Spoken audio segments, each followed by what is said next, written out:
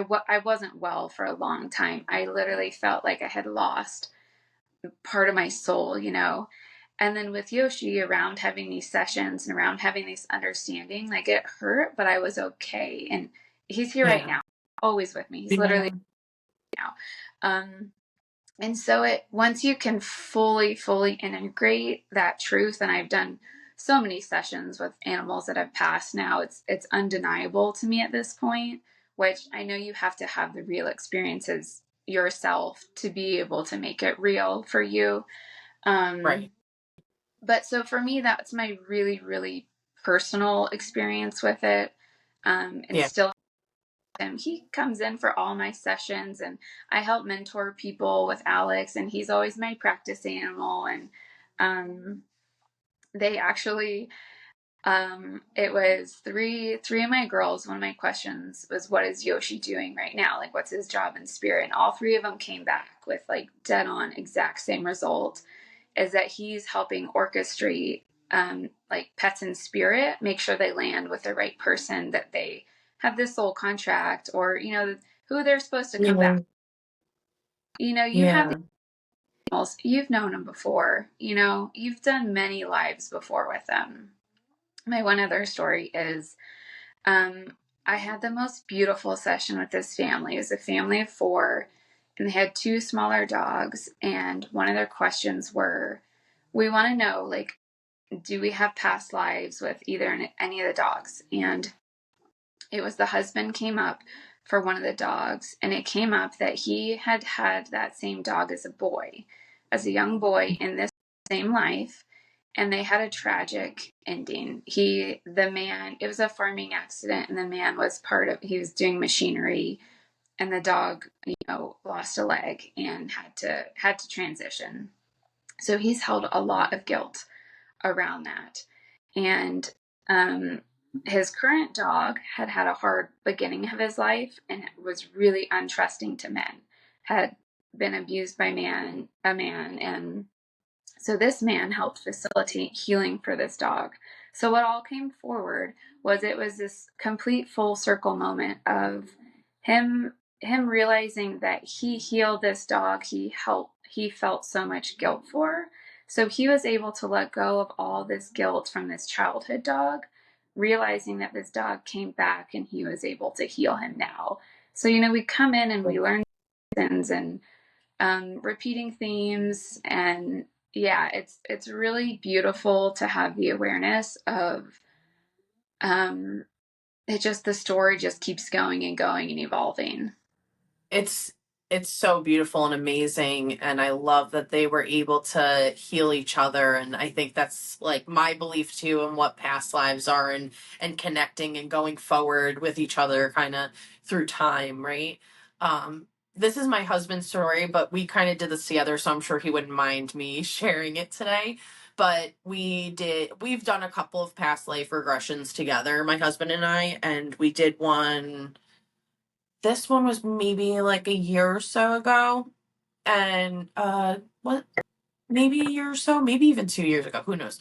But we did the past life thing, and my husband had this like very intense like past life vision of him being kind of somewhere in South America and being like one of a bunch of children in like a wealthier family at that time, like in like a very, very ancient time. And like he could see what clothes he was wearing, and he had like a pet jaguar with him.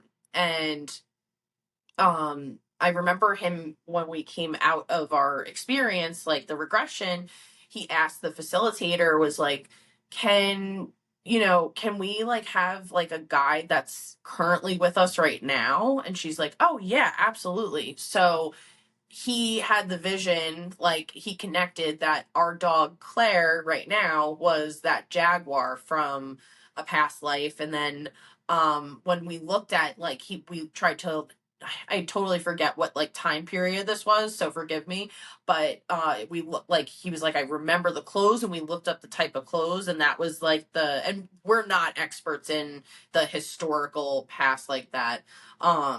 And yeah, so it was kind of funny that and my dog Claire, she's 100-pound Newfoundland, so it's funny she's still a big animal, I guess. Yeah. It's cool how they can come in as different species too. Lots of times there will be like a theme, or like an animal's more comfortable being a dog or a cat. I've had one dog who's like, this is my first incarnation as a dog and it feels a little goofy. So we kind of talked through some dog stuff, but I Oh, that's so totally, funny. yeah, that's really cool. I had like full goosebumps when you were telling that story. Oh, cool. Yeah, I did too. When we were like, because we went out to dinner afterwards, it was really nice, and then we were kind of able to bounce our, um, our past lives on back and forth with each other.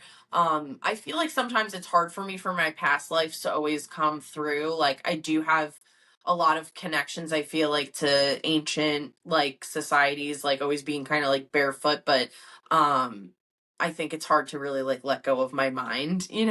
I definitely think I have a past connection with my other dog, Watson. I call him my soul dog.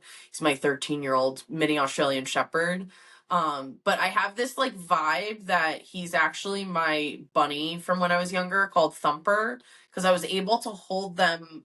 I kind of held them both, like, or I hold him the same way that I used to hold my bunny Thumper on their backs like babies, and they Yeah, both let me do it. So yeah, very likely. I would have to ask, very but yeah, yeah, yeah. yeah. And you're connecting into the dog. Like if I was to connect into your dog itself and say, "Hey, Ruth Ember," lots of times they won't totally have an awareness. But then if I go up to their higher self, there's a process. I go up to my higher self, up to their higher self, and we kind of connect up there. And then I give it Yeah. a lot of information when it comes to like past stuff. Right. Because it's interesting, right, that our higher selves obviously remember all of those lives and everything like that. And then our current selves and our souls can't always remember the past. So I feel like it's an interesting connection that I always find. And I saw you're doing a course on connecting to your higher self too, right? Yeah. So I'm excited for you about that. I feel like, a lot of this, like, what I've been talking about, like finding your wild, like finding your own inner self, I think like really aligns with like also finding like your higher self, for like maybe not everybody that is like, oh, like whatever. Like sometimes people think it's like woo woo or whatever, but I do think that um just like, connecting to what your true self is, like whether you call it your higher self, your inner wild or something like that. Um like without like obviously you're having a whole course on it, but like what are some ways that like maybe like you recommend to like either notice or how to connect with your higher self? Um, Really all it is when you say you're out and you get like a gut instinct about something, that's like a little download from your higher self. Or if you have Mhm. that comes through that you're like, I really have like a bad feeling I shouldn't do this. Or like when I looked at Alex's course and I was like, I have to do this. Sometimes you'll Yeah. just, that's that connection just being so forceful because you're maybe not as aware, as open. Um, the way you connect is just in silence and in meditation and stillness. And if you like meditation and breath work, you can get your mind more like the theta brainwave state, which is the same as when you first wake up in the morning. So Mhm. if you were to pick any time in the day to try and connect, it would be right when you wake up or right before bed, but still right when you wake up is better. And what I always tell people when you're first trying to like meet your angel friends or guides, higher self, it's all the same. First thing in the morning, just wake up, be in that stillness. Don't pick up your phone, don't do anything. And I just started by saying like, "Hi, good morning" to my guides, to myself. And then slowly I would start to feel these energies plunk in the room. I could tell where they were. It was just kind of a cylinder, like there wasn't details or anything. And then you just build on it. It's not necessarily like, boom, okay, I'm connected. It's kind of a lifestyle shift of Mhm. looking towards and um, slowing down, like our world, we're on our phone, we're driving here, we're so busy and we're so in our mind that if you can kind of sink down into your heart space and calm down and look inwards, it's a lot easier to go up then. I love that. I like really resonate with that. I feel like that's a really great way to be able to access that, and like I feel like you explained that really really good. There was another woman that I had on. She's an author and a rewilding facilitator. Her name's Vanessa Chakor, and so she also talks about kind of like connecting with the senses, and in a way that's like obviously like connecting more with nature, but I think they kind of go hand in hand in this way, like being able to like sit out in nature and then like noticing like your five senses to be able to like kind of get into your body more, like noticing the sounds, like your breath. And I'm sure you can probably agree that that's also an easier way to kind of like calm yourself and like access that wavelength too. Totally. And one thing, going into meditation, sometimes if you listen, but then you turn it into not associating the sound with anything, because normally I'm like, oh, I hear that noise, that's my dog snoring. Or normally, and then you switch it to I'm just hearing a sound, and there's no connection there. And then also with your eyes, kind of a visual trick to go into a little bit of trance state, like a light trance state is what you're trying to get. If you look at the wall across from you, you can try it right now. Look at the wall directly from you and go up a little bit as high as comfortable. Mm-hmm. And try and look with like the peripherals of your eyes. Hmm. And for me, I immediately feel my gaze soften. I can, yeah. Yeah. It takes practice. Yeah. It's also, it might look a little weird because my light's over here too. So that's like extra light in my eye. But I could see how it's not like I could feel the difference. Yeah. And two, when interpreting information, psychically or telepathically, it's through your five senses. There's the matching clairs for all of it, but when I receive information, I'm very kinesthetic, so I'll feel it in my body. If an animal has an injury, their right arm hurts, like my right arm will literally feel achy or have a Mm. sharp, whatever their pain is. And then it comes with kind of this knowingness. Like I'll just know what happened rather than seeing a sentence or something. But if I get a visual, your mind's eye space, like I get a lot of visuals in that space. If I was to Yeah. say, think of a purple cow, wherever that goes for you is your mind. Right. So they'll like send me visuals in there.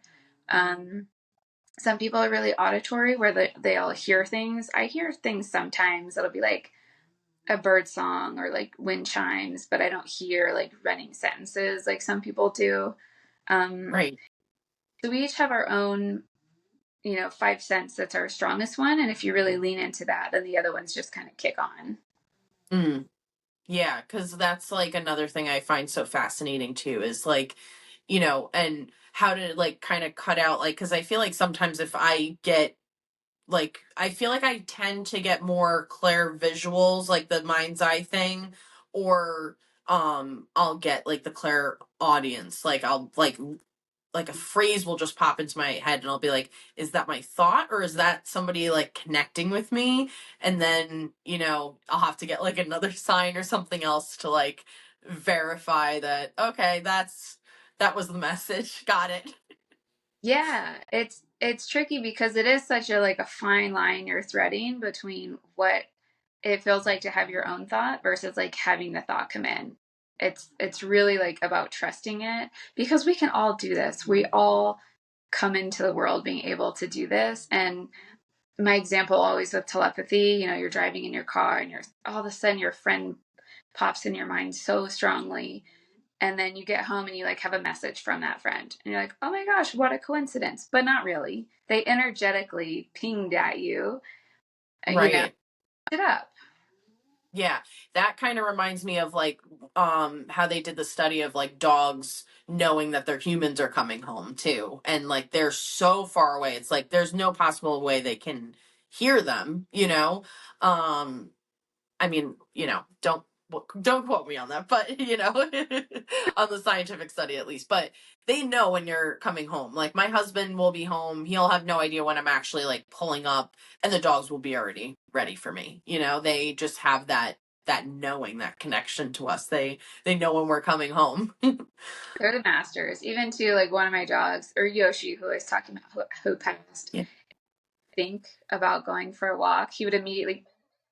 And I'm like, I didn't even get my shoes on. I didn't get my shades. I didn't get the leash. Like nothing.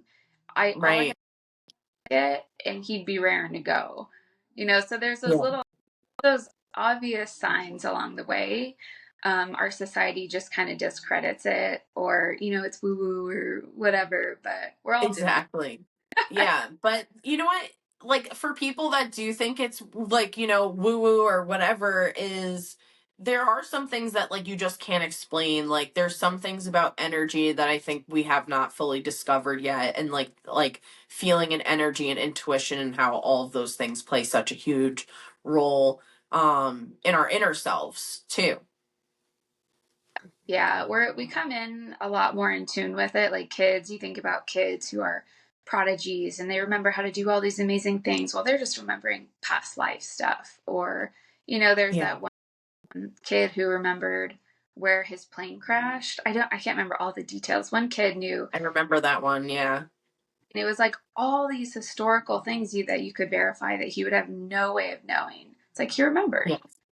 Right. There's 7 or 8, there's a bit of a second veiling where you kind of tip into your conscious mind rather than the unconscious mind, and that's where animals and kids more function on. Um, Right. but yeah, we Yeah. feel pretty connected. Yeah. Another question I have for you is like how like your one friend whose dog passed away and is now a dolphin now. How like is there any way like to know like how they choose the next path, or like how do they do that, you know? Like, how do they choose which body to reincarnate as? Yeah, like do they know that like I guess what you said before, like some dogs like being dogs, but to change from a dog to a dolphin, that's interesting, like interesting path to go to water now when being a land animal. Yeah, they did live in Florida, so the Okay. ball dog was always very like aware of dolphins. So my friend was like, "Oh my gosh, that makes so much sense." Oh, But cool. lots of times we all come in with a purpose, a journey, a mission, and it can be facilitated in different ways. So just depending on kind of what you're coming in trying to do this round, it might be a wild animal, it might be a house pet, it might be coming in for somebody. I Right. think thing I've heard from the animals, it's more about what are they coming in to do this time? What's their purpose this round?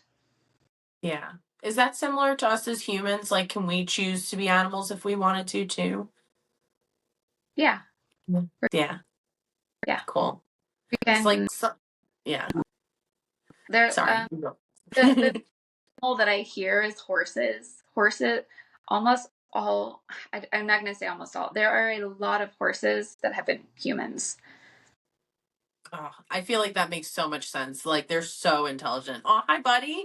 Yeah. He wants to be included. Good conversation, right, bud? Yeah, which too changes your perspective when you look at how all these horses are treated. And, it's like if everybody had that belief of we're not superior, we're no different, even we've been there, we've done that. Think how much more like care. The more I do this, Mhm.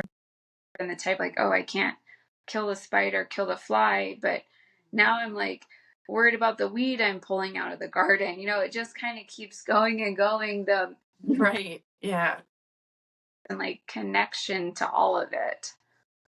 Yeah. I love that so much, and I feel like the that's so important to be able to highlight. And I think that's like one of the things I'm hoping to, like, just share with this podcast is that, however way you look at them, I think that I love the kind of like picture online where it's like eco over ego, and it's like, you're one with the animals, because I don't know, I feel like this is like something that's like always been in my heart, but that taking care of animals, especially like the innocents, like children and animals, and um like that's a spiritual quest, because they're so innocent, like they don't like necessarily know any better, like it's our job. I think that like the more that like we're like, higher beings and able to like control ourselves, or like, just know right from wrong and like things like that, like I just think we have a responsibility to be able to care for these animals and speak on their behalf. And like you said, just I think if we did view them, oh, this could be a person that I connected with in a past life, and it's again that, you know eco over ego. And I think that we were put here like with animals and like all these other beings. I think that sometimes there's like some things in religion, like I remember I grew up Catholic, and I remember being in theology class and my teacher said, yeah, I'm really sorry to tell you this, but animals don't have souls. And I just remember getting so angry, and I was like, no, bitch, that's not fucking true. Sorry. I just like something in my very soul like revolted at that thought. And I think that the more I go through life, the more I realize how untrue that really is. Yeah, and that's like not even, that used to be a lot more prevalent of just like the belief around animals. I grew up in Texas 30 years ago, and we were vegetarian, and so I was like ostracized because I didn't eat meat, and they're all like, animals. Yeah, nobody thought animals had souls or that there was anything going No. on. And now I think people are waking up a bit around it, but there's levels of it for sure.